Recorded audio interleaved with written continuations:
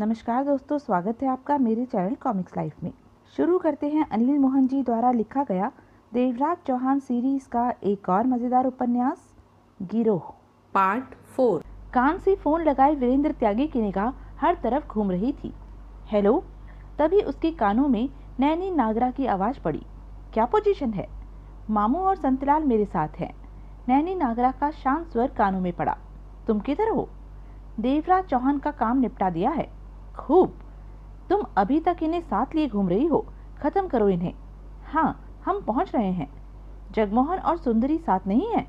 वीरेंद्र त्यागी ने पूछा। ओके, दूसरी तरफ से नैनी नागरा ने कहा और फोन बंद कर दिया। वीरेंद्र त्यागी समझ गया कि नैनी अभी जवाब देने की स्थिति में नहीं होगी। मामू और संतलाल पास जो बैठे हैं, लेकिन जगमोहन और सुंदरी कहाँ गए? उन्हें भी तो साथ होना चाहिए था। नैनी मिलेगी तो पता चलेगा सारी बात का। संतलाल कार चला रहा था। मामू उसकी बगल वाली सीट पर बैठा था। उसकी शेव के बाल पड़े हुए थे। सिर पर पी कैप रखी हुई थी। वो थका सा नजर आ रहा था। पीछे वाली सीट पर 30 बरस की नैनी नागरा मौजूद थी। झरहरा सुडोल शरीर, कंधों तक जाते खुले बाल, होठों पर लिपस्टिक, रंग सांवला, लेकिन खूबसूरत इतनी कि देखने वाले देखते ही रहे। 5 फीट 4 इंच लंबाई थी। खतरनाक भी मौत की हद तक थी। डरना इसने सीखा नहीं था।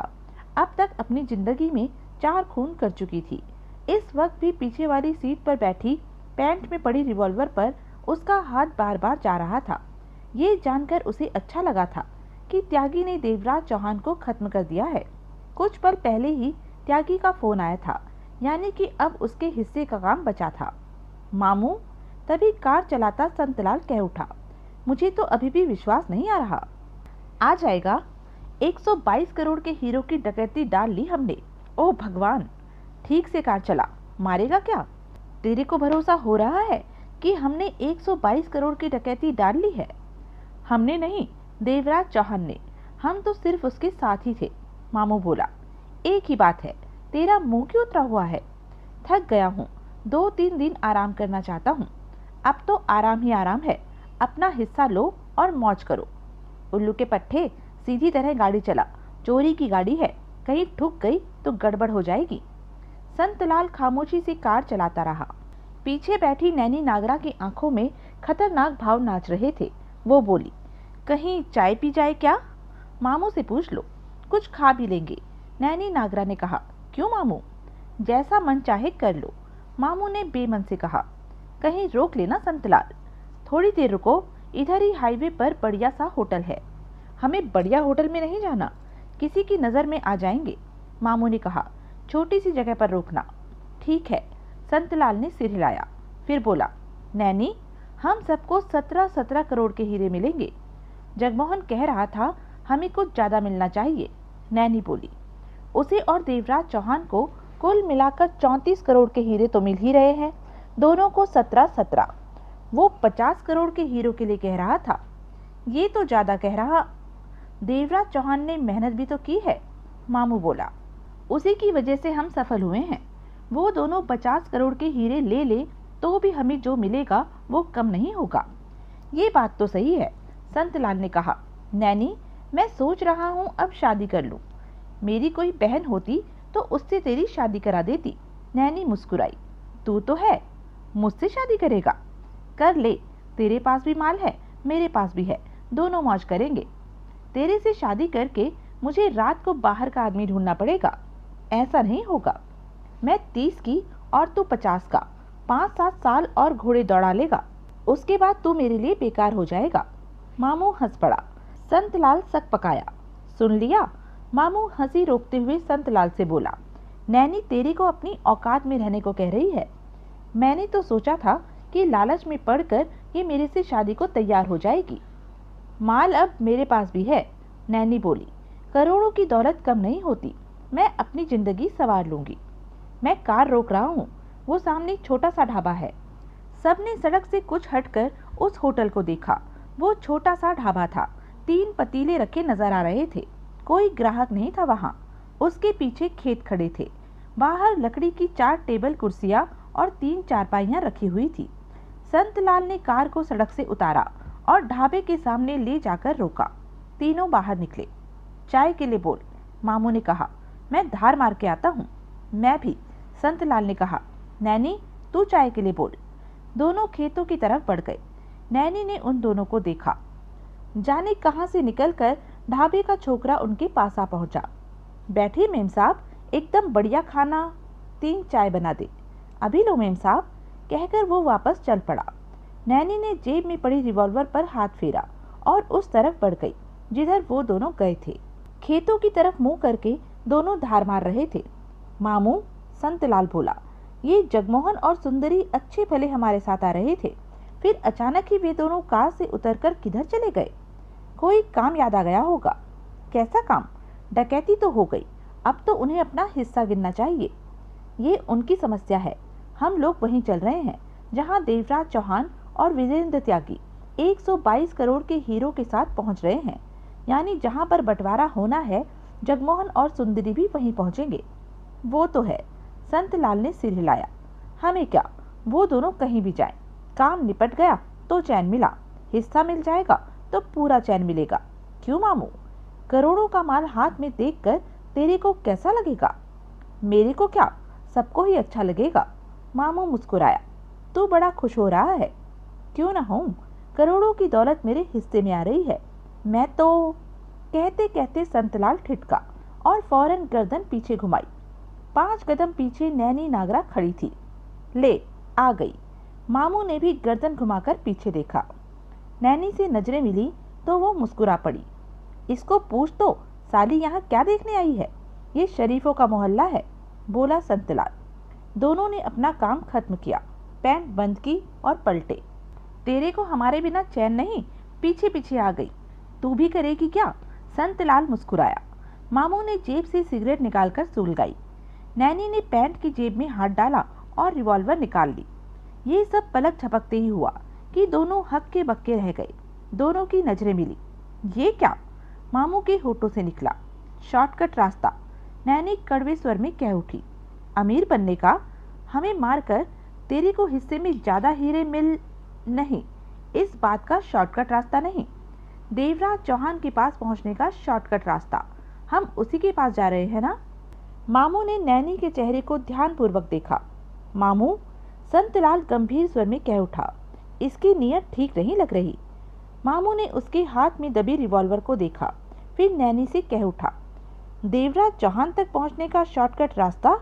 मतलब कि तू हमें गोली मारेगी और हम देवराज चौहान के पास पहुंच जाएंगे? नैनी ने जहरीली मुस्कान से भरा चेहरा हिला दिया। मामू की आंखें सिकुड़ चुकी थी। लेकिन देवराज चौहान तो जिंदा है।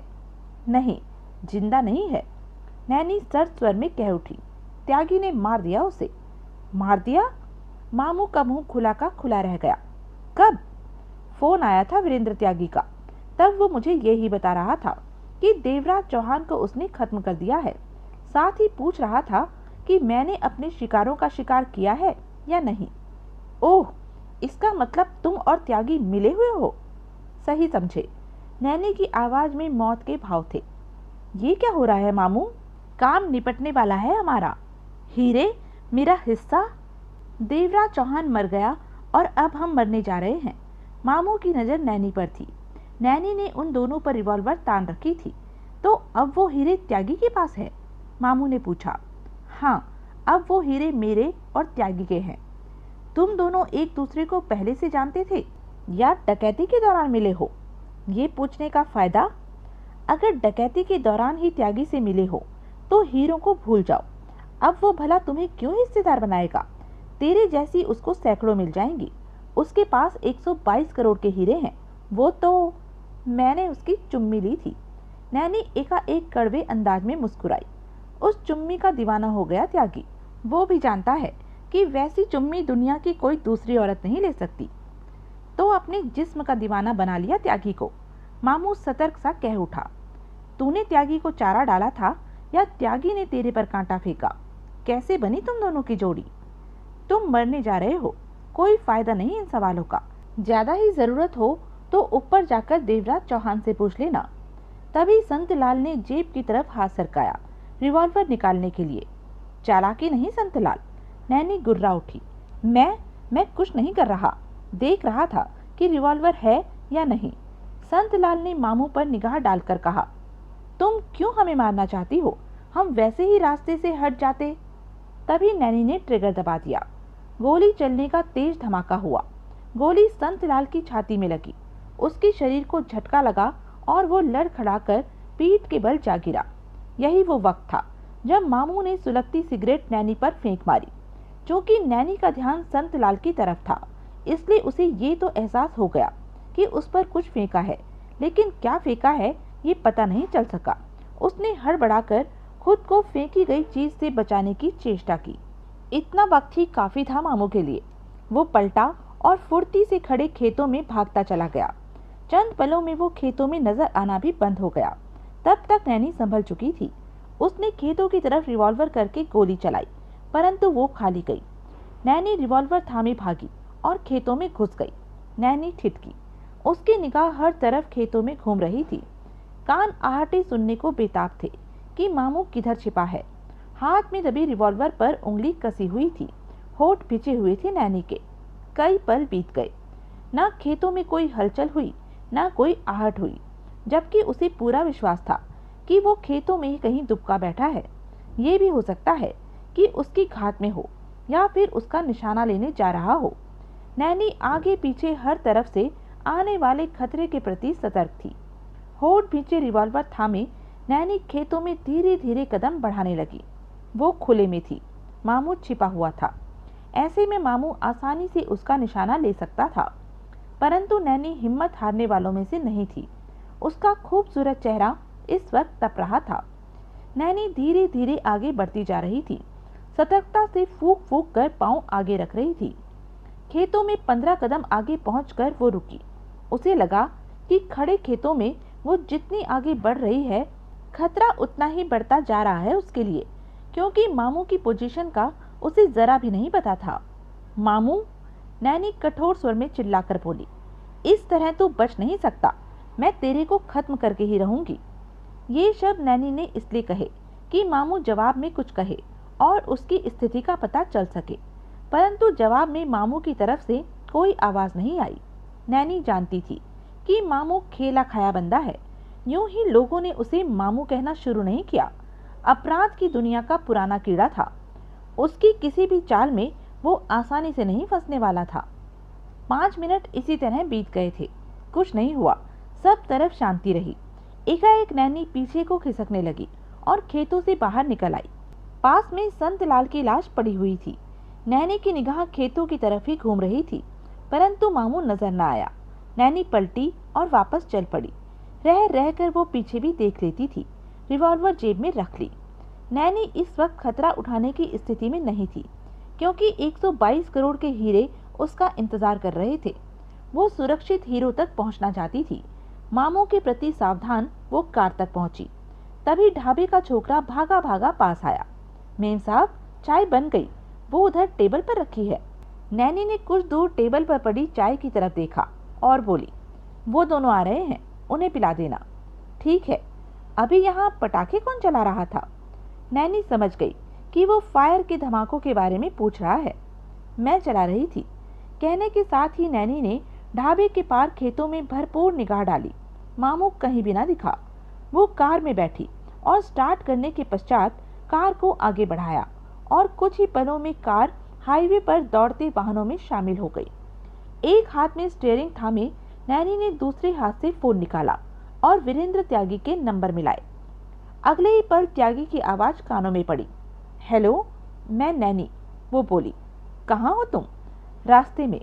नैनी ने गहरी सांस ली। मैं काम को ढंग से निपटा नहीं सकी। क्या हुआ? सुंदरी और जगमोहन रास्ते में ही कार से उतर गए थे। सुंदरी को कुछ काम था, वो जगमोहन को साथ ले गई। मामू और संतलाल को मार दिया, परंतु मामू बच निकला। त्यागी की तरफ से एकदम कोई आवाज न आई। ये लोग हमारे लिए फिर से खतरा बन सकते हैं। नैनी ने पुनः कहा, नहीं बन सकते। बनेंगे तो हमारा मुकाबला नहीं कर पाएंगे। वो कैसे? असली खतरा देवराज चौहान की तरफ से था। वीरेंद्र त्यागी की आवाज कानों में पड़ी। वो अब जिंदा नहीं रहा। बाकी लोग इतना दमखम नहीं रखते कि हमारा मुकाबला कर सके। निश्चिंत रहो। जगमोहन को भूल रहे हो। वो देवराज चौहान जितना दम नहीं रखता। वक्त आया तो उससे निपट लेंगे। तुम कॉटेज पर पहुंचो। अभी नहीं, 1.5 घंटे तक वहां पहुंच जाऊंगा। मैं दूर हूं, मुझे पहुंचने में 3 घंटे लगेंगे। वहीं मिलते हैं। रास्ते से 3-4 विस्की की बोतलें ले लेना। ले लूंगी, नैनी ने कहा और फोन बंद करके पास की सीट पर रखा और ध्यान ड्राइविंग पर लगा दिया। जगमोहन ने टैक्सी रुकवाई, सुंदरी के साथ बाहर निकला और टैक्सी का किराया चुकता किया। टैक्सी आगे बढ़ गई। सुंदरी 27 बरस की गोरी चिट्टी, तबीयत हिला देने वाली युवती थी। कमर तक लंबी उसकी चुटिया थी। इस वक्त उसने स्कीनी जीन की पैंट और पाँवों में जूते पहन रखे थे। चेहरे पर गंभीरता नजर आ रही थी। हमारे पास ज्यादा वक्त नहीं है, जगमोहन ने धीमे स्वर में कहा। मालूम है मुझे, माँ को देखकर मैं 10 मिनट में वापस आ जाऊंगी, सुंदरी ने कहा। मैं साथ न चलूं? क्या जरूरत है, तुम यहीं रहो, कहने के साथ ही सुंदरी पलटी और सामने की गली में प्रवेश कर गई। गली में से 2-3 गलियां पार करके सुंदरी एक घर के खुले दरवाजे में प्रवेश कर गई। छोटा सा 2 कमरों का तंग घर था ये। एक कमरे में बुढ़िया चारपाई पर लेटी हुई थी। माँ, सुंदरी पास जा पहुंची। सुंदरी, तू आ गई बेटी, कहाँ थी तू? क्या हुआ तेरे को? सतीश ने फोन करके बताया कि तेरी तबीयत बहुत खराब। अचानक ही तबीयत बिगड़ गई सुंदरी। डॉक्टर कहता है कि पेट में फोड़ा है, जल्दी ऑपरेशन करना होगा। ओह, मेरे पास तो पैसे ही नहीं थे, वरना मैं ऑपरेशन करा लेती। पैसे की तुम फिक्र मत करो, मैं अभी सतीश से बात करती। उसके पास भी नहीं है, 2-3 दिन से उसकी लाई दवा खा रही। मैं लाई हूँ पैसे, सतीश से बात करती हूँ, वो तेरा ऑपरेशन करा देगा। तू तो ऐसे कह रही है कि कहीं जा रही हो। हाँ, मैं सिर्फ तेरे को देखने आई हूँ, अभी कोई काम कर रही हूँ, 2-3 दिन बाद फुर्सत मिलेगी। बुढ़िया ने कमजोर आंखों से सुंदरी को देखा। क्या काम कर रही है तू? कुछ लोगों के साथ मिलकर डकैती डाली है माँ, सुंदरी धीमे स्वर में कह उठी। बहुत बड़ी दौलत हाथ लगी है, अब उसी दौलत का बंटवारा होना है। मैं अपने हिस्से के पैसे लेकर 2-3 दिन में तेरे पास वापस आ जाऊंगी माँ। तू ये सब क्यों करती है? अब मैं इन कामों को छोड़ दूंगी। मेरे हिस्से में इतना पैसा आने वाला है कि फिर ये सब करने की जरूरत नहीं पड़ेगी। तू शादी भी कर लेना। हाँ हाँ, कर लूंगी, तू अपना इलाज करवा, मैं सतीश से बात करती हूँ, कहकर सुंदरी बाहर निकली और पड़ोस के घर के खुले दरवाजे के भीतर चली गई। ये घर भी वैसा ही था। यहाँ 30 बरस का एक व्यक्ति, उसकी पत्नी मौजूद थी। पास में छोटा बच्चा खेल रहा था। सुंदरी, वो सुंदरी को देखते ही कह उठा। तेरा फोन आने पर ही मैं इधर आने की सोच रही थी, सुंदरी बोली। तेरी माँ की तबीयत? मिल चुकी हूँ माँ से, उसने सब बता दिया है। मुझे जाना है, कहीं जरूरी काम है। तो तेरी माँ को कौन देखेगा?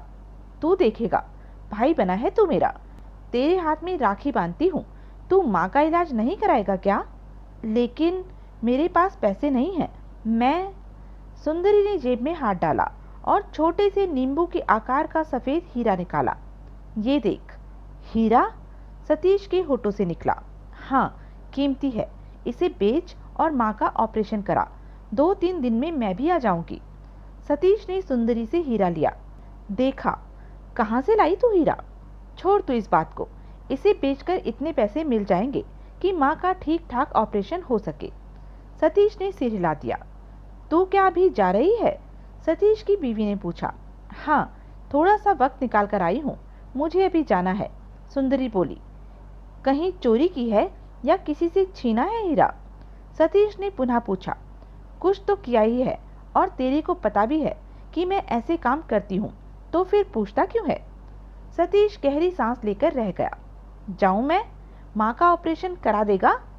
फिक्र मत कर, करा दूंगा। तू 2-3 दिन में आएगी?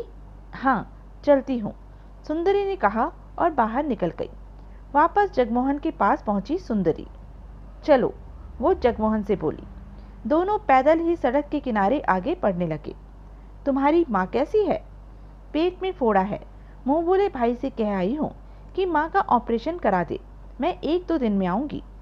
जगमोहन ने जवाब में कुछ नहीं कहा। टैक्सी देखो कहीं, सुंदरी बोली। आगे टैक्सी स्टैंड है, टैक्सी से वहां तक का सफर ठीक नहीं होगा, तो कहीं से कार उठाते हैं, जगमोहन ने कहा। जैसा तुम ठीक समझो। आधे घंटे बाद ही जगमोहन और सुंदरी कार में बैठे जा रहे थे। जगमोहन कार ड्राइव कर रहा था। कार पुरानी थी परंतु बेहतर हाल में थी, उनका काम चल सकता था। सुंदरी ने जेब से पैकेट निकाला और सिगरेट सुलगाई। सिगरेट? सुंदरी ने जगमोहन से पूछा। मैं नहीं पीता। सुंदरी ने पैकेट डैशबोर्ड के ऊपर रख दिया, कस लिया, फिर बोली, 17.5 करोड़ के हीरे मेरे हिस्से में आएंगे। इतने नहीं, कम मिलेंगे। क्यों? सुंदरी जगमोहन को देखने लगी। देवराज चौहान की मेहनत का ही नतीजा है जो 122 करोड़ के हीरे हाथ में आ गए हैं। हमने क्या किया? कुछ खास नहीं। सारी मेहनत तो देवराज चौहान ने ही की है, उसके बिना डकैती सफल ही नहीं हो पाती। पहले तो यही बात हुई थी कि सबका हिस्सा। जब ये बात हुई तब मैं वहां मौजूद नहीं था, होता तो मैं तभी इनकार कर देता। तुम तब मौजूद थे? नहीं थे। सुंदरी ने अपने शब्दों पर जोर दिया। तुम भी वहां मौजूद थे जगमोहन? जगमोहन ने सुंदरी के चेहरे पर निगाह डालकर पुनः सामने देखा। मैंने कहा मैं वहां मौजूद नहीं था तो नहीं था, तुम्हारे कहने से क्या होता है? जगमोहन ने लापरवाही से कहा। सुंदरी ने तीखी नजरों से जगमोहन को देखा, फिर कह उठी, कितना देने की सोच रहे हो तुम? तेरे को, मामू, त्यागी, संतलाल और नैनी को 10-10 करोड़ मिलेगा, बाकी सारा मेरा और देवराज चौहान का होगा। 10 करोड़? ठीक है, मेरे लिए यही काफी है, मेरा काम चल जाएगा। सुंदरी कह उठी, तुम्हारे लिए तो 1 करोड़ भी ज्यादा है। गुस्सा मत दिलाओ मुझे। सुंदरी के माथे पर बल पड़े। 10 से कम 1 पैसा भी नहीं। जगमोहन मुस्कुराकर रह गया। कार तेजी से दौड़े जा रही थी। मेरी माँ कहती है कि मैं शादी कर लूं। एकाएक सुंदरी कह उठी। तो कर लो, मैं नहीं करना चाहती। मत करो। अगर तुम तैयार हो तो मैं तुमसे शादी करने को तैयार हूँ, तो मुझे अच्छे लगे। सुंदरी ने जगमोहन को देखा। अपने मन में गलत फहमी मत पालो, हम लोग सिर्फ काम के लिए इकट्ठे हुए थे। काम हो गया, अपने नोट गिनो और चलते बनो। मैं तुम्हें अच्छी नहीं लगती? मुझे सिर्फ नोट अच्छे लगते हैं। इतने पैसे का करोगे भी क्या? जब बूढ़ा हो जाऊंगा, वक्त नहीं कटेगा तो नोटों को गिन गिन कर वक्त काटा करूंगा। जगमोहन मुस्कुराया। और जवानी में औरत की जरूरत भी पड़ती है, इधर उधर मुंह मारने से तो अच्छा है कि मेरे को पास रख लो। मैं इधर उधर मुंह नहीं मारता। कोई रखी हुई है? नहीं। तो जरूरत पड़ने पर क्या करते हो? मैं अपना काम चला लेता हूँ, तब नोटों को औरत समझकर उन्हें अपने आगोश में ले लेता हूँ। औरत औरत ही होती है, नोट औरत नहीं बन सकते। तुम क्या जानो दौलत का नशा क्या होता है? दौलत के नशे से बढ़कर कोई नशा नहीं। औरत का नशा थोड़ी देर के लिए रहता है, लेकिन दौलत का नशा 24 घंटे सिर पर सवार रहता है, सिर से नीचे कभी उतरता ही नहीं। बाकी हर नशा वक्त के साथ उतर जाता है। दौलत के पक्के भक्त हो? बहुत पक्का। सोच लेना, अभी कुछ देर तो मैं साथ हूँ। शादी का इरादा बने तो कह देना, मैं तैयार हूँ। कुदरती सील बंद हूँ अभी तक। गलत दरवाजा खटखटा दिया है तुमने। सुंदरी ने कुछ नहीं कहा, कस लिया और खिड़की से बाहर देखने लगी। वीरेंद्र त्यागी ने उस पहाड़ी पर बने मकान के आंगन में कार ले जाकर रोकी। हल्की सी ठंडक थी यहाँ इक्का दुक्का बिखरे हुए मकान नजर आ रहे थे। नैनी का मकान था ये, 7 बरस पहले खरीदा था और जब कोई काम नहीं होता था तो यहीं रहती थी। त्यागी 20 बार इस मकान में आ चुका था। त्यागी कार से बाहर निकला, आसपास नजरें दौड़ाई। सब कुछ वैसा ही था जैसा पहले हुआ करता था। यहाँ से बहुत दूर सड़क पर से वाहन दौड़ते नजर आ रहे थे। सड़क यहाँ से रेखा की तरह नजर आ रही थी और वाहन खिलौने जैसे लग रहे थे। त्यागी ने सिगरेट सुलगाई और कार की डिग्गी के पास जा पहुंचा। चाबी लगाकर डिग्गी का लॉक खोला और डिग्गी को खोला।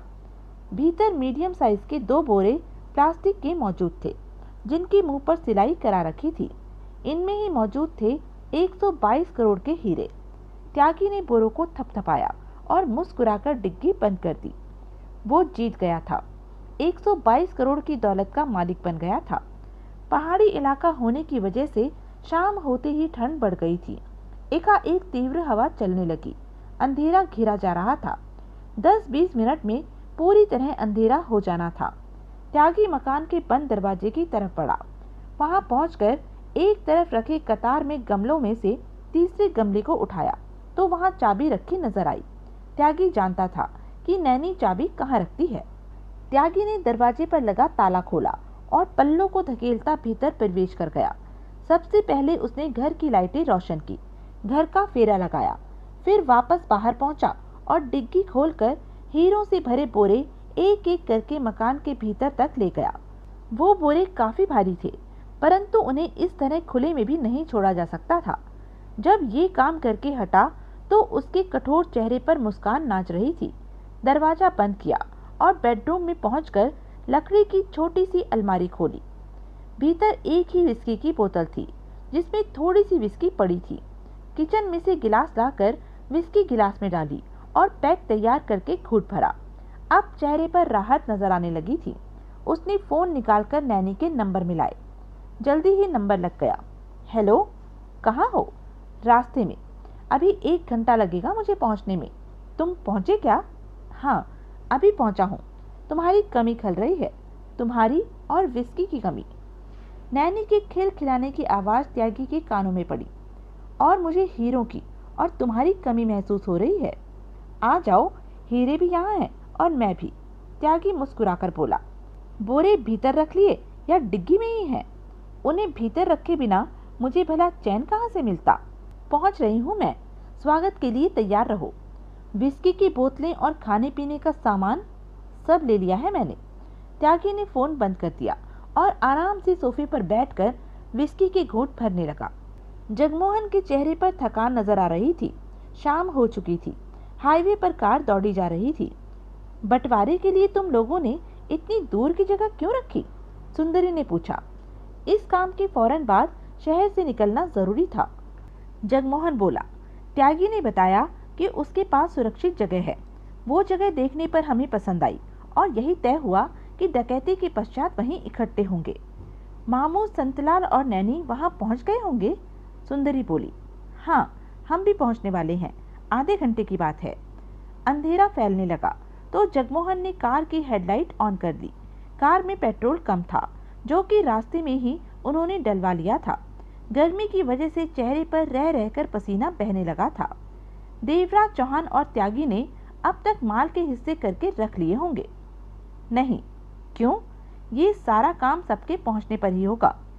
10 करोड़, आह, मुझे तो ये सब सपना ही लग रहा है।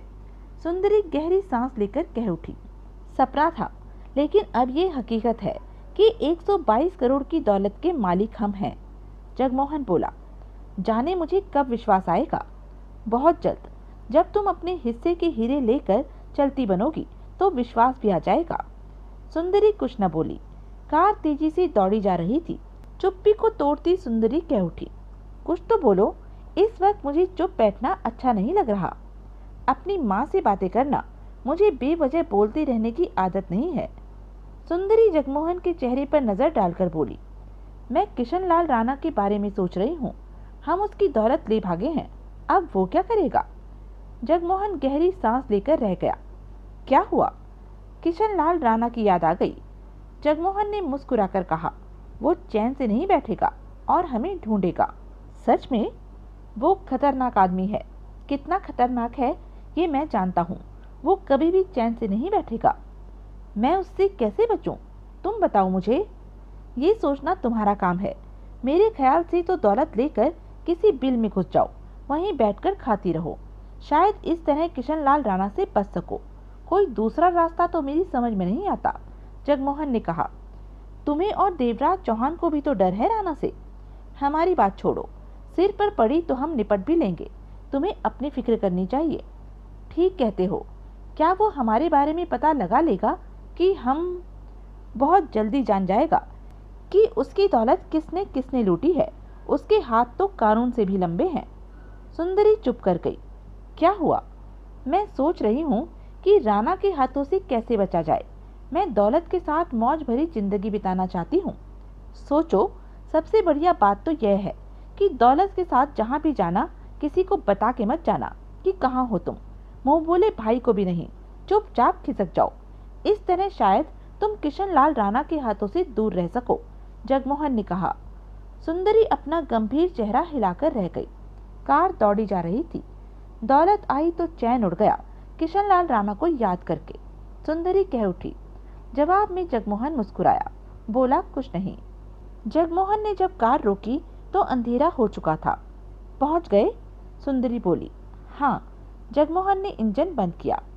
सुंदरी ने हर तरफ निगाह डाली। सुनसान भरी जगह थी ये, कहीं कुछ नजर न आ रहा था।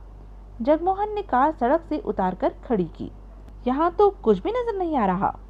यहाँ से हमें थोड़ा पैदल चलना पड़ेगा, सिर्फ 10 मिनट। जगमोहन बाहर निकलते हुए बोला। तब हमें एक मकान इसी जंगल के बीच बना दिखेगा। 4 कमरों का वो सरकारी मकान है, कभी किसी वजह से बनाया गया होगा। अब वो खाली है और बंद है। ऐसी जगह बंटवारे के लिए सुरक्षित है, यहाँ कोई नहीं आता। अजीब जगह है, त्यागी ने बताई थी ये जगह। सुंदरी भी बाहर निकली।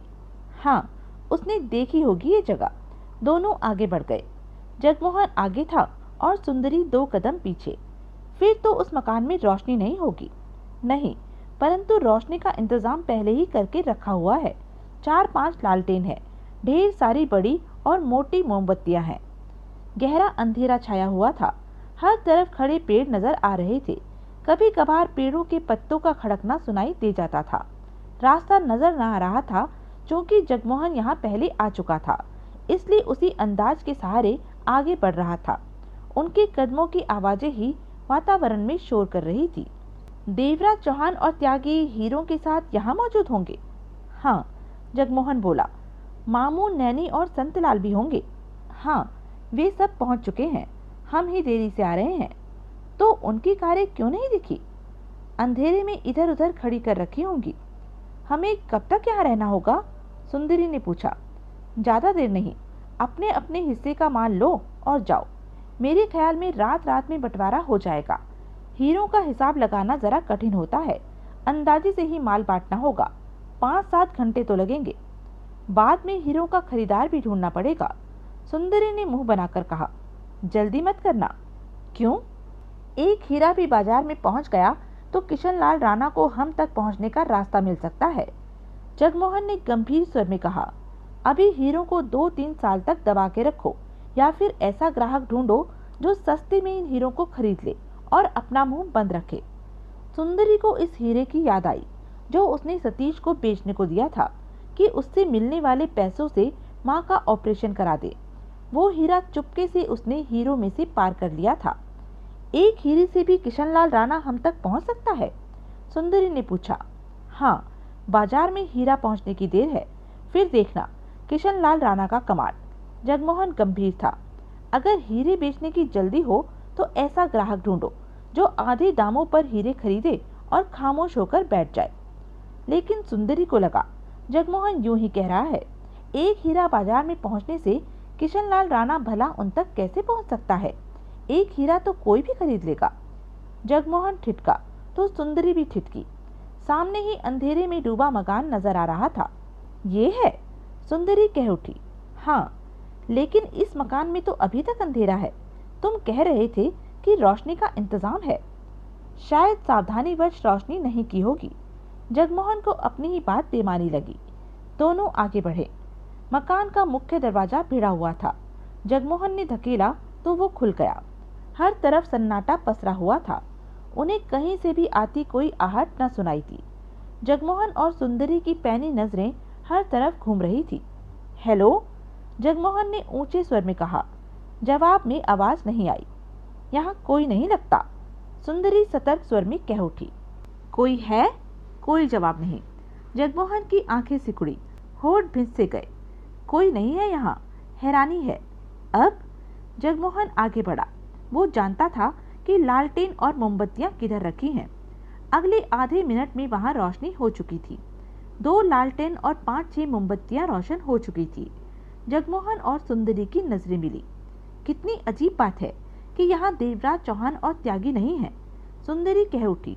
मामू, नैनी और संतलाल भी नहीं है, जबकि दोनों पार्टियों को अलग अलग यहाँ पहुँचना था। किसी को तो यहाँ मिलना ही चाहिए था। मैं यहाँ की सारी जगह देखता हूँ। जगमोहन लालटेन उठाता कह उठा। मेरी बात का जवाब तो दो कि यहाँ पर कोई क्यों नहीं है? सुंदरी बोली। मैं तुम्हारे साथ ही रहा। जितना तुम जानती हो उतना ही मैं जानता हूँ। लालटेन उठाओ और इस सारे मकान को देखो, शायद कुछ पता चले। तुमसे ज्यादा परेशान तो मैं हो रहा हूँ। जगमोहन ने कहा और लालटेन उठाए एक तरफ बढ़ गया। अगले 5 मिनट में दोनों ने वो सारा मकान देख लिया। वहाँ कोई नहीं था और ऐसा कोई निशान भी नहीं था कि वहाँ कोई पहुँचा हो। जगमोहन और सुंदरी की हालत खराब होने लगी। वे लोग तो यहाँ पहुँचे ही नहीं, सुंदरी तीखे स्वर में कह उठी। यही बात तो मेरी समझ में नहीं आ रही। जगमोहन ने होठ भींचे। हैरानी की बात तो यह है कि दोनों पार्टियों में से कोई भी पार्टी नहीं पहुंची। किसी को तो यहाँ होना चाहिए था। जगमोहन होठ भींचे सुंदरी को देखता रहा। चेहरे पर सोच के भाव दिखाई दे रहे थे। एकाएक सुंदरी का चेहरा कठोर हो गया। अब तुम मेरी बात सुनो जगमोहन, सुंदरी कड़वे स्वर में कह उठी। मैं तुम्हें बताती हूँ, ये सारा मामला बेईमानी का है। बेईमानी? हाँ, देवराज चौहान और त्यागी ने आपस में बांट लिया होगा। और चुप, जगमोहन गुर्राया। सुंदरी ने तीखी नजरों से जगमोहन को देखा। अगर देवराज चौहान ने ऐसा किया होता तो मैं यहाँ क्यों आता? देवराज चौहान मुझे बता देता। सुंदरी उसे घूरती रही। मान लो नहीं भी बताया तो नैनी, संतलाल और मामू किधर गए? उन्हें भी तो यहाँ आना था। तो फिर यहाँ पर कोई भी पहुंचा क्यों नहीं? कोई तो बात होगी जो यहाँ कोई नहीं है, जगमोहन ने कहा। तो क्या दोनों पार्टियों के साथ एक साथ कोई बात हो गई, जबकि वे दोनों अलग अलग रास्तों से आ रही थी? उनमें से कोई भी नहीं पहुंचा इधर। कुछ ठिठक कर सुंदरी बोली, कोई तो गड़बड़ है ही। मैं कब मना कर रहा हूँ कि कोई गड़बड़ नहीं है। जगमोहन जेब से मोबाइल फोन निकालता कह उठा। देवराज चौहान से बात करता हूँ, अभी सब कुछ मालूम हो जाता है, कहकर जगमोहन नंबर मिलाने लगा। सुंदरी ने सिगरेट निकालकर सुलगाई और कश लेने लगी। जगमोहन ने फोन कान से लगाया हुआ था। दूसरी तरफ बेल हो रही थी। फिर बेल बंद हो गई। जगमोहन की आंखें सिकुड़ गई। सुंदरी कश लेते उसे ही देख रही थी। क्या हुआ? पूछा सुंदरी ने। बेल होती रही। जगमोहन व्याकुल स्वर में बोला, देवराज चौहान ने फोन अटेंड नहीं किया। सुंदरी के होठ सिकुड़ गए। कहीं देवराज चौहान ने रागी को रास्ते में निपटा दिया हो और खुद 122 करोड़ के हीरे लेकर चलता बना हो। जगमोहन ने कहर भरी नजरों से सुंदरी को देखा। दिल तो करता है कि तुम्हें गोली मार दूं, जगमोहन गुस्से से बोला। यही कसर बची है, सुंदरी ने उखड़े स्वर में कहा। मुझे अपने हिस्से के हीरो की फिक्र हो रही है। जगमोहन ने पुनः देवराज चौहान का नंबर मिलाया। दूसरी तरफ बेल होने लगी। फोन कान से लगाए जगमोहन सुंदरी पर नजर डाल लेता था। सुंदरी कश लेती जगमोहन को देख रही थी, परंतु इस बार भी लंबी बेल बजकर रह गई। जगमोहन परेशान हो उठा। देवराज चौहान फोन पर बात नहीं कर रहा? सुंदरी ने होठ सिकोड़कर कहा। जगमोहन के होठ खींचने लगे। सुंदरी ने जेब से अपना मोबाइल निकाला और नंबर मिलाने लगी। किसे फोन कर रही हो? जगमोहन ने पूछा। नैनी को, उसका नंबर है मेरे पास। जगमोहन उसे देखता रहा। नैनी का नंबर लगते ही सुंदरी ने फोन कान से लगा लिया। फोन बजता रहा, फिर उधर से फोन काट दिया गया। क्या हो रहा है ये सब? सुंदरी भी परेशान हो गई। क्या हुआ? नैनी ने फोन काट दिया। संतलाल और मामू के पास भी फोन है, उनका नंबर मुझे नहीं मालूम। तेरे को पता है? सुंदरी ने पूछा। जगमोहन ने इनकार में सिर हिला दिया। दोनों खामोश से एक दूसरे को देखने लगे। फिर सुंदरी सिगरेट का कश लेकर उसे एक कोने में उछालते हुए बोली, भारी गड़बड़ है, अब क्या करना है? रात यहीं बिताएंगे, जगमोहन ने व्याकुल स्वर में कहा। शायद कोई यहाँ पहुंचे। मुझे 122 करोड़ के हीरे खतरे में लग रहे हैं, सुंदरी ने गंभीर स्वर में कहा। परेशान से जगमोहन ने जवाब में कुछ नहीं कहा। कार के इंजन की आवाज सुनते ही वीरेंद्र त्यागी ने आगे बढ़कर दरवाजा खोला तो तीव्र हेडलाइट की रोशनी में उसकी आंखें चौंधिया गई। अगले ही पल हेडलाइट बंद हुई, इंजन बंद हुआ और नैनी बाहर निकलती दिखी। त्यागी के होठों पर मुस्कान छा गई। हाय वीरू, नैनी 15 कदम दूर से ही चिल्लाई। ओह मेरी जान, नैनी। नैनी आगे बढ़ी, हाथ में एक लिफाफा थाम रखा था। पास आते ही त्यागी ने उसे बाहों में ले लिया। तेरे बिना दिल नहीं लग रहा था, त्यागी बोला। मैं आ गई, नैनी ने कहा और अपने तपते होठ उसके होठों पर रख दिए। त्यागी ने उसे कसकर जकड़ लिया। नैनी ने मुंह पीछे किया और हंसते हुए बोली, विस्की चढ़ा ली? खाली बोतल थी, एक ही पैक पड़ा था। त्यागी उसे बाहों से आजाद करते हुए बोला, बोतल लाई हूँ, मजे से दोनों पिएंगे। नैनी ने बोतलों वाला लिफाफा त्यागी को थमा दिया। त्यागी लिफाफा थामते कह उठा, भीतर आ जा। ये दोनों कारें चोरी की हैं। नैनी बोली, हमें फंसा सकती हैं। दो दो पैग मार लें, उसके बाद इन्हें कहीं दूर छोड़ाएंगे। त्यागी ने हंसकर कहा। दोनों भीतर हो गए। नैनी ने दरवाजा बंद किया। त्यागी किचन से गिलास लाया और पैक बनाने लगा। हीरे कहाँ हैं वीरू? साइड वाले बेडरूम में, त्यागी ने हंसकर कहा। नैनी उस बेडरूम में पहुंची।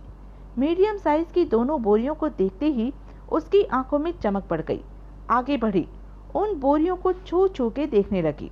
उस वक्त उसका चेहरा देखने के काबिल था। ओ माई लव, मेरे दिल, मेरी जान।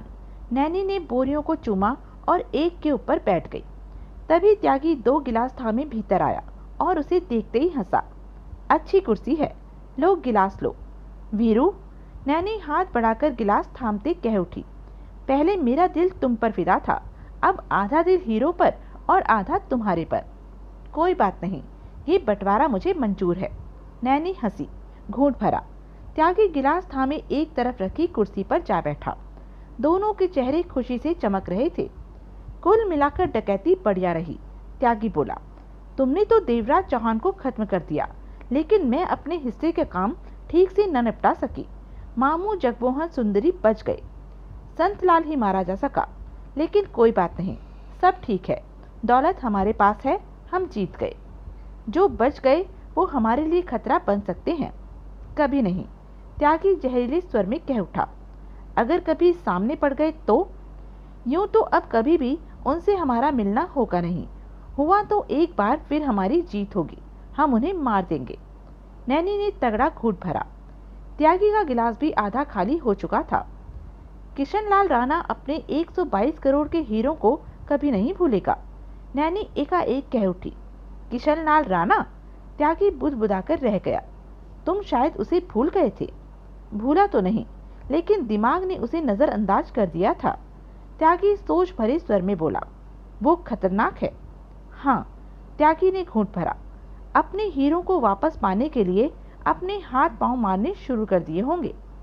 यकीनन वो तड़प रहा होगा, उससे हमें खतरा हो सकता है। त्यागी ने नैनी को देखा। कैसा खतरा?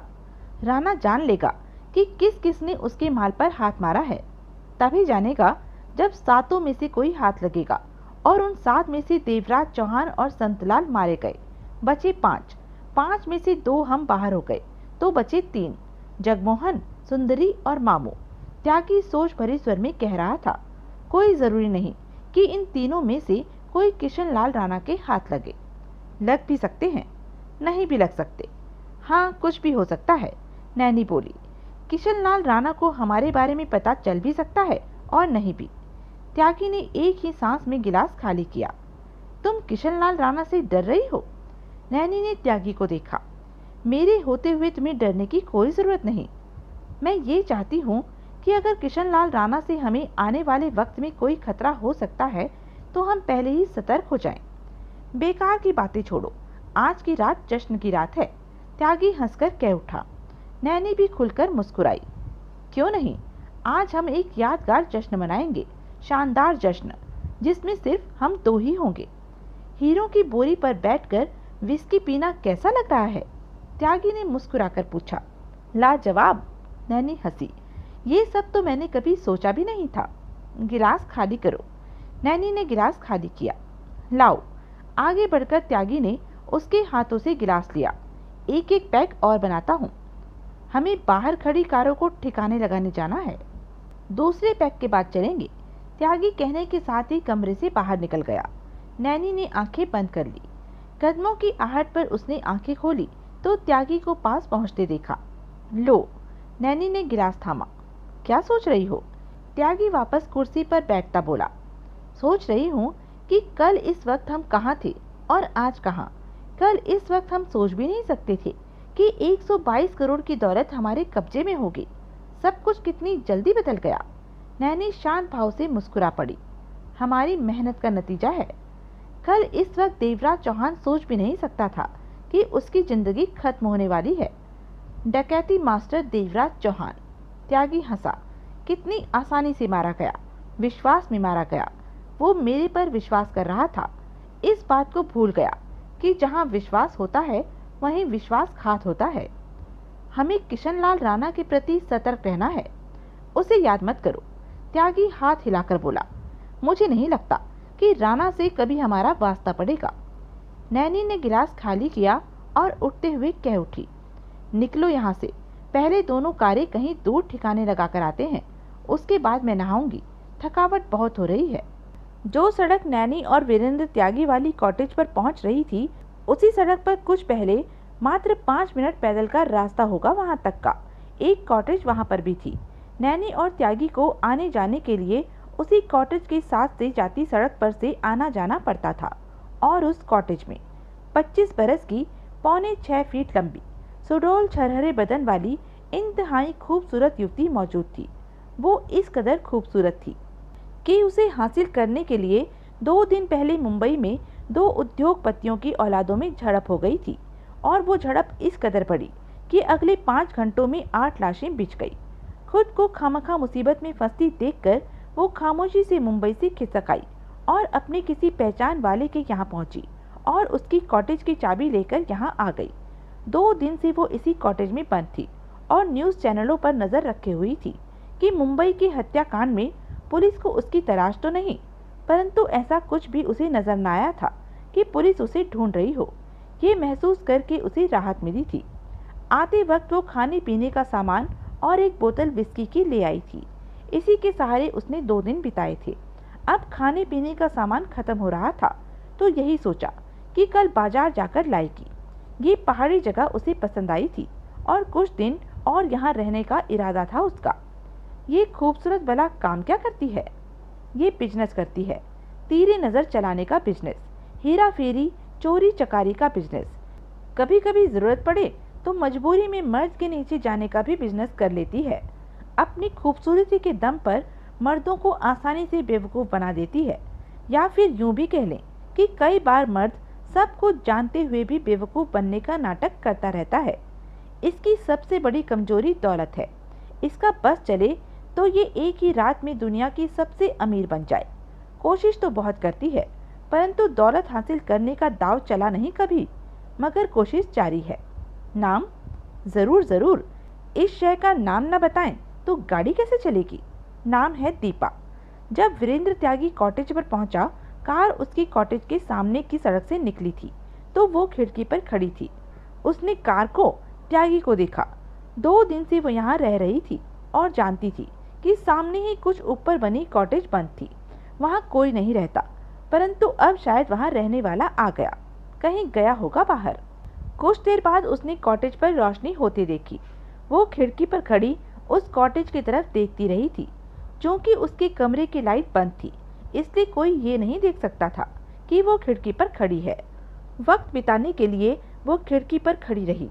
सुनसान पहाड़ी जगह पर सामने वाली कॉटेज पर कोई आया है, ये उसे अच्छा लगा। फिर उसने देखा कि उसने डिग्गी में से बारी बारी 2 छोटे बोरे निकालकर उन्हें कॉटेज तक पहुंचाया। उसके बाद उसने कॉटेज का दरवाजा बंद कर लिया, लाइट रोशन की। करीब 1.5 घंटे बाद उसने पुनः एक कार की आवाज़ सुनी तो वो खिड़की पर आ खड़ी हुई। इस कार में नैनी वहां पहुंची थी। दीपा खिड़की पर खड़ी देखती रही। उसने कार को कॉटेज पर रुकते, उसमें से एक युवती को बाहर निकलते, कॉटेज का दरवाजा खुलते और एक युवक को बाहर निकलते देखा। वहां कम रोशनी थी, परंतु दीपा ने उन्हें स्पष्ट तौर पर लिपटते देखा। फिर भीतर जाते और दरवाजा बंद होते देखा। वहां कम रोशनी थी। सालों की रात तो दमदार बीतेगी, दीपा बड़बड़ा उठी। करीब 1 घंटे बाद उसने फिर कार के इंजन की आवाज़ें सुनी तो यूं ही उत्सुकतावश वो दौड़ी दौड़ी खिड़की पर आ गई और देखते ही देखते उसके सामने सड़क पर से 2 कारें निकल गई। उसने कॉटेज की तरफ देखा। कॉटेज में पर्याप्त रोशनी हो रही थी। बाहर उसे कारें भी खड़ी नहीं दिखी, यानी कि वो युवक युवती दोनों कारों को लेकर कहीं गए हैं। जलती रोशनी से जाहिर है कि वे दोनों जल्दी ही वापस आने वाले हैं। लेकिन दोनों कारों को क्यों ले गए हैं? कहीं जाना था तो एक ही कार में दोनों जा सकते थे। सन की लगते हैं, दीपा बड़बड़ा उठी। कभी जाते हैं कभी आते हैं। परमिंदर तलवार, यार दोस्त उसे पोपली कहकर बुलाते थे। उम्र 35 साल, पक्का शराबी, बिजली विभाग में इंस्पेक्टर लगा था ऊपर से भी तगड़ी कमाई होती थी। मजे ही मजे थे। उसकी जिंदगी में कोई समस्या थी तो वो शराब थी। वो शराब पीता था हर शाम को, और ये बात उसकी पत्नी ममता को पसंद न थी। इसी बात पर दोनों का झगड़ा होता था। अब शाम हो चुकी थी और परमिंदर उर्फ पोपली शराब पीने का बहाना ढूंढ रहा था। उधर ममता को पता था कि परमिंदर के इरादे क्या हैं, तो उसने पहले ही नाक फुला रखी थी। ममता डार्लिंग, पोपली ने पास आकर ममता की कमर में हाथ डाला। ममता ने तीखी नजरों से उसे देखा। सिर्फ एक पैक? नहीं, मेरे घर में शराब नहीं चलेगी, ममता ने सख्त स्वर में कहा। देख, तेरे को ऊपर की कमाई के कितने नोट लाकर देता हूँ, और मैं तो उसमें से सिर्फ बोतल ही पीता। बिल्कुल नहीं, ये भी कोई बात हुई? पोपली ने उसकी कमर से हाथ हटा लिया। रोज रोज नहीं चलेगा ये सब। हफ्ते में एक बार तू घर में बैठकर पी सकता है, और बाकी के दिन भगवान का नाम ले, मेरा ध्यान रख। तू समझती क्यों नहीं? पिए बिना मेरा काम नहीं चलता। घर में नहीं पीने दूंगी। ममता सख्त थी और झगड़े पर आमादा थी।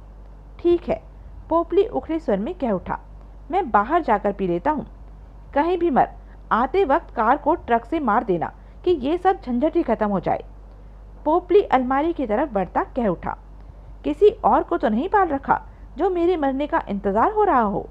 इस दुनिया में मर्दों की और जानवरों की कमी नहीं है। पालने की क्या जरूरत है? जितने ढूंढो उससे 10 गुना मिलते हैं। पोपली ने अलमारी से बोतल निकाली और दरवाजे की तरफ बढ़ता कह उठा, तेरे विचार बहुत घटिया हैं। तू जा जा अपनी शराब पी। तेरे को मेरे से नहीं, शराब की बोतल से शादी करनी चाहिए थी, ममता ने गुस्से से कहा। जो चीज बिना शादी के मिल रही हो उससे शादी करने का क्या फायदा? दरवाजा खोलते पोपली ने कड़वे स्वर में कहा। पहले नहीं पता था, अब पता चल गया। हे राम, कैसा घटिया आदमी पल्ले पड़ गया है। जब तेरे हाथ में नोटों की गड्डियां रखता हूँ तब तो तू फुलझड़ी की तरह मुस्कुराती है, कमीनी कहीं की। पोपली दरवाजे से बाहर निकला। वापसी पे कार को ट्रक के साथ मार देना, पीछे से ममता ने कहा। साली, ये तो ऐसे ही बकवास करती रहेगी। पोपली ने कार को सड़क के किनारे उतार दिया। हाईवे पर वाहन आ जा रहे थे। उसका घर हाईवे के पास की छोटी सी कॉलोनी में था। 4 किलोमीटर दूर ही बड़ा शहर पड़ता था, जहाँ के बिजली विभाग में वो काम करता था। यूं तो वो पी पा के ही आता था, लेकिन आज उसकी छुट्टी थी, इसलिए सुबह से ही घर बैठा हुआ था। सड़क के किनारे ढलान पर कार उतारकर इंजन बंद किया और पहले से ही कार में रखा पेपर गिलास उठाकर विस्की का तगड़ा पैक तैयार किया, पानी डाला और मजे से पीने लगा। सड़क पर से गुजरते वाहनों की फर फर आवाज रह रहकर कानों में पड़ रही थी। डैशबोर्ड से पहले की ही रखी नमकीन निकाल ली थी। पता नहीं इसको अकल कब आएगी, पोपली बड़बड़ाया। घर में पीता तो क्या बिगड़ जाता? जब शादी होकर आई थी तो कितनी शरीफ लगती थी। जरा सी पुरानी क्या हुई, दादागिरी करने लगी। रिश्ता जब होने लगा था तो इसकी माँ कहती थी, हमारी बेटी तो गाय है गाय, अब तो सांड से भी खतरनाक हुई पड़ी है। यूं ही बड़बड़ाते हुए आनन फानन पोपली ने गिलास खत्म किया, थोड़ी सी नमकीन खाई और सिगरेट सुलगा ली। कुछ मस्ती दिमाग में भर आई थी। शराब का असर होने लगा था। कार में ही बैठा सिगरेट के कश लेता रहा। तभी मोबाइल फोन बजा। ये साला मोबाइल फोन भी पीछा नहीं छोड़ता। शराब का नशा सिर पर चढ़ने लगा था। उसने मोबाइल फोन निकालने के लिए जेब में हाथ मारा, इधर उधर टटोला, कार की पास वाली सीट पर देखा। कहाँ गया? ओह, मेरा फोन तो घर रह गया है। तभी फोन बजना बंद हो गया। पोपली ने कश लेकर सिगरेट बाहर फेंकी और नया पैक तैयार करके घूंट भरा। गर्मी बहुत थी, रह रहकर पसीना बह रहा था, जिसे वो रुमाल से साफ करता रहा। उसी वक्त फोन फिर बजना शुरू हो गया। ये साला फोन तो पीछे ही पड़, लेकिन मेरा फोन तो है नहीं, दूसरे का बज रहा है। पोपली ने 2 घूंट एक साथ भरे और गिलास को सामने रखकर इधर उधर देखा। यहाँ कोई और भी है। उसने अंधेरे में आसपास नजरें दौड़ाई, कोई न दिखा। फोन बज रहा था। पोपली कार का दरवाजा खोलकर बाहर निकला। फोन बजने की आवाज कार के साइड से आ रही थी। वो उस तरफ बढ़ गया। 3 कदम उठाते ही ठिठका। उसे वहां कोई पड़ा दिखा। फोन बजने की आवाज भी वहीं से आ रही थी। ये क्या, कोई मरा पड़ा है। ब्रेक डाउन हो गया लगता है इसका। बड़बड़ाते हुए पलटा और कार से माचिस लाकर 2 तिल्लियां एक साथ जोड़कर जलाई। रोशनी का भपका उठा। पोपली ने देखा कोई पेट के बल पड़ा हुआ है और उसकी पीठ में चाकू धंसा है। पक्का ब्रेकडाउन का केस है। पोपली बड़बड़ाया। बुझती तिल्लियों को फेंक दिया। फोन बज रहा था। पोपली नीचे झुका और कपड़ों की तलाशी लेने लगा। सिर पर नशा सवार होना शुरू हो चुका था। बजता फोन हाथ लगा तो फोन लिए खड़ा हो गया। कॉलिंग स्विच दबाकर फोन कान से लगाया। हेलो, कितनी देर से फोन कर रहा हूँ। उधर से मामू की आवाज कानों में पड़ी। कौन है तू? मैं मामू। तुम देवराज चौहान नहीं हो? देवराज चौहान? ये कौन है? बातें करता पोपली आगे बढ़ा और कार के भीतर हाथ डालकर गिलास उठाया और खून भरा। ये फोन तुम्हें कहाँ से मिला? मेरे सामने एक आदमी पड़ा है। ब्रेक डाउन हो चुका है उसकी जेब से। Break down? हाँ भाई, मर चुका है। क्या कहते हो? इधर से मामू का चौंकता स्वर कानों में पड़ा। पोपली खून भरकर कह उठा। जो है वो ही तो कह रहा हूँ। तू कौन है? मैं शरीफ बंदा हूँ। बीवी के हाथों से तंग इधर पीने आया था कि इसे पड़ा देखा। मैं आता हूँ। तू मुझे बता किधर है? क्यों बताऊँ? वो मेरा दोस्त है जिसके बारे में तू कह। मैं मुसीबत में नहीं पड़ना चाहता। तू आकर कहेगा कि मैंने उसे मारा है, लफड़े में फंस जाऊंगा। ऐसा नहीं होगा। तू मुझे मत समझा कि क्या नहीं होगा। इस दुनिया का कोई भरोसा नहीं। जो हो जाए वो ही कम है। कहकर पोपली ने एक ही सांस में गिलास खाली किया। तू लाश के पास क्या कर रहा है? बोला तो शराब पी रहा हूँ। मुझे बता ये कौन सी जगह है? मैं आता हूँ। तब तक तू यहाँ से खिसक जा। अब तो ठीक है? लगता तो ठीक है। 2 पैग मार चुका हूँ। 1 पैग और मार लूँ फिर जाऊँगा। पोपली पर नशा सवार हो चुका था। तू कब तक यहाँ पहुँचेगा? ये बता कि तू है कहाँ? मामू ने उधर से पूछा। पोपली ने बताया कि वो कहाँ है। 2 घंटे लगेंगे मुझे वहाँ पहुँचने में। फिर कोई चिंता नहीं। तब तक तो मैं पूरी बोतल पीकर खिसक जाऊँगा, पोपली ने कहा और फ़ोन बंद करके फ़ोन को नीचे पड़े देवराज चौहान की पीठ पर रखा और नशे में झूमता कार तक आया। फिर तीसरा पैक बनाने लगा। नए बनाए पैक से 2 घूंट भरे थे कि फ़ोन फिर बजने लगा। साले को चैन नहीं। गिलास हाथ में थामे पलटा पोपली और देवराज चौहान की पीठ पर पड़े फ़ोन को उठाया। कॉलिंग स्विच दबाकर कान से लगाया। अब बोल, क्या बात है? कौन हो तुम? जगमोहन की सतर्क आवाज़ कानों में पड़ी। मैं पोपली। कौन पोपली? बिजली विभाग में काम करता हूँ। ये ऑफिस टाइम नहीं है। जो भी कंप्लेंट हो सुबह ऑफिस में। ये फ़ोन तेरे को कहाँ से मिला? फ़ोन? इसके साथ ही पोपली को ध्यान आया कि ये फ़ोन उसका नहीं है। ओह, तो तू मामू बोल रहा है? मामू? उधर से जगमोहन चौंका। अभी तो तेरा फ़ोन आया था। तूने कहा था कि 2 घंटे में पहुंचता हूँ। अब कहाँ से बोल रहे हो तुम? सुन, पोपली ने कहा, तू 2 घंटे बाद फ़ोन करना। तब इधर मामू आ जाएगा, वो बात करेगा। पोपली ने फ़ोन बंद करके नीचे रखा और घूंट भरता बड़बड़ाया। साले पीने भी नहीं देते। घर में गाय बैठी है और इधर इसका ब्रेक डाउन हुआ पड़ा है। फ़ोन पर फ़ोन करते जा रहे हैं। पोपली ने एक सांस में गिलास खाली किया। कहीं और चलकर पीता हूँ। यहाँ तो पीने का स्वाद नहीं आया। इसके साथ लड़खड़ाता पोपली कार में बैठा और स्टार्ट करके कार सड़क की तरफ दौड़ाता चला गया। 3 घंटे बाद वहाँ मामू पहुँचा। पिछले 1.5 घंटे से वो यहाँ की जगहों को छान रहा था। रात को अंधेरा, ऊपर से जंगल जैसा इलाका। पोपली ने जैसी जगह बताई थी उसे ढूंढना आसान नहीं था। बेहद कठिनता से उसने देवराज चौहान को तलाशा। देवराज चौहान की हालत देखते ही चौंका। पहले तो मामू ने यही सोचा कि वो मर चुका है, परंतु जब धड़कन चेक की तो बेहद मध्यम सी धड़कन चलती महसूस की। जिंदा है, लेकिन इसे डॉक्टर की फौरन जरूरत है, वरना मर सकता है। अंधेरे में उसे देवराज चौहान के शरीर में लगी गोलियां न दिखाई दी। पीठ में धंसा चाकू ही देखा, जिसे उसने खींचकर निकाल दिया था। परंतु अब देवराज चौहान को फौरन डॉक्टर के पास ले जाना जरूरी था। तभी देवराज चौहान का फोन बजा। हेलो, मामू ने बात की। मामू? जगमोहन की आवाज कानों में पड़ी। जगमोहन? मामू ने गहरी सांस ली। ये सब क्या हो रहा है? देवराज चौहान किधर है? और देवराज चौहान की हालत ठीक नहीं, वो बेसुध है और चाकू उसकी पीठ में घुसा हुआ है। ओह, तुम हो कहाँ? मामू ने बताया। मैं पहुंचता हूँ, वहीं रहना। देवराज चौहान का ख्याल रखना। रात के 12 से ऊपर का वक्त हो चुका था। दीपा रजाई ओढ़े नींद लेने का प्रयत्न कर रही थी।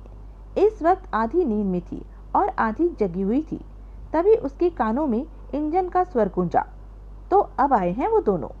जाने क्या सोचकर दीपा उठी और दूसरे कमरे की खिड़की पर जा खड़ी हुई।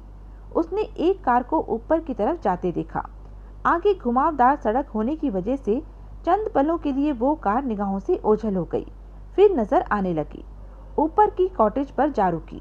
कॉटेज की पूरी रोशनियां अभी तक जल रही थी। दीपा को उनके छोटे छोटे साए ही नजर आ रहे थे। वे दोनों बाहर निकले, युवक और युवती। फिर तीसरा बाहर निकला। फिर वो दोनों घर के भीतर की तरफ बढ़ गए। तीसरा वापस कार में बैठा और कार बैक होने के पश्चात वापस आने लगी। दीपा उधर ही देख रही थी। ये कार अवश्य टैक्सी होगी जो इन्हें यहाँ छोड़ने आई है। तो इनकी दोनों कारें कहाँ गई? किधर छोड़ आए? दोनों कारें एक साथ तो खराब हो नहीं सकती कि जो ठीक करने दे आए हैं। बात क्या है? आखिर ये लोग क्या कर रहे हैं? दीपा को उनकी हरकतें अजीब लगी। 3 साढ़े 3 घंटे बाद लौटे हैं ये। तभी सामने की सड़क पर से वो कार निकलती चली गई। वो टैक्सी ही थी।